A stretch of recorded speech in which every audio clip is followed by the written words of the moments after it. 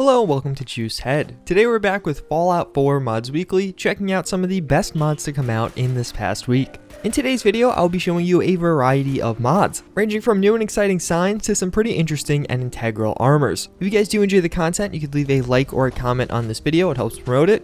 First up is the BULLPUP Bozar. This is going to be a reimagination and recreation of the Bozar appearing in some of the previous Fallout games, most notably Fallout New Vegas. This is brought to us by Deadpool 2099 as part of the larger mod Fallout 4 New Vegas. The reason I call this a reimagination is it actually features a BULLPUP design now. That meaning the magazine or where the ammo is loaded is behind the trigger. This allows you to have a longer barrel as well as, in general, more accuracy, although the previous variant of this did not have it. I personally really like this. I think it's a nice change to the weapon. It's not identical to some of the previous versions. If you played through Fallout New Vegas, a rush of nostalgia will surely come back to you, but at the same time it is fresh and new, adding in new attachments and ways to modify your weapon that were otherwise unavailable in any of the previous games. This is without a doubt one of the most versatile weapons we'll have as of late. You could truly go from a proper sniper rifle to something more like a BULLPUP designed assault rifle. It's another creation by Deadpool and Fallout 4 New Vegas, bringing that same level of quality that you've come to expect while making a few changes from the original along the way. Next up is Not Your Average Neon. This will allow you to place down a ton of new lighting up neon signs in workshop mode at your different settlements. Many of these signs can be seen in other places in the Commonwealth. They allow an extra level of customization to your settlement and really make it pop from afar. They also are toggleable so you can turn them on and off as you do wish, not to waste power during the daytime. As well as many of these are applicable to specific settlements. There's a Sanctuary Bridge sign as well as the rotating red rocket sign as you can see right here. It really is a very simple and nice way to spice up your settlement and make it stand out from some of the others. And then we do have Robo Leg Outfits. This is going to add in a variety of new outfits featuring a robotic leg. This mod is by Eleanor, so many of these outfits are from her armor compendium, featuring many of these except without the robotic leg. The leg itself really adds in a nice flavor or taste to the rest of your outfit. It's a very defining feature and something that your attention is instantly drawn to. It gives many of these outfits a much more industrial or militarized design, which I know a lot of people will like. And with the existence of synths and robotics in Fallout 4, it really does make a great fit and it is fairly practical.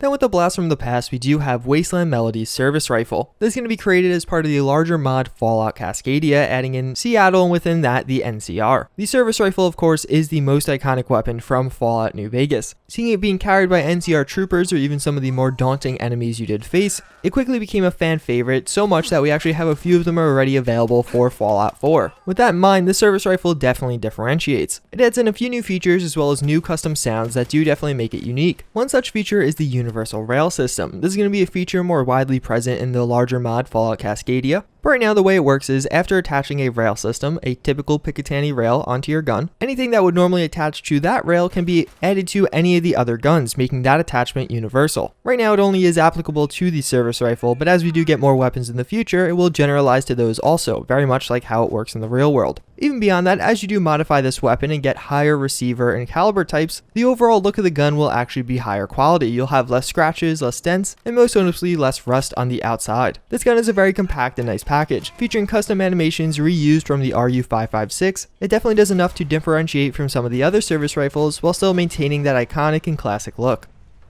Wrapping things up with the new mods, we then have Fallout Commando. This will bring into the game a new Commando armor, featuring all of these different armor pieces that are all very modular. Each is broken up into its own armor category, as well as this is meant to be used throughout the entire game. There's upgrades that you can make to it, making it very late game viable or early game viable as you initially receive it. Otherwise, it is a fairly simple armor. There's a few modifications you can make here and there, but otherwise it's largely going to be based around if you like the look of this and if you're trying to build yourself out as a commando. Although the mod author does promise future updates to bring more features as well as an associated quest.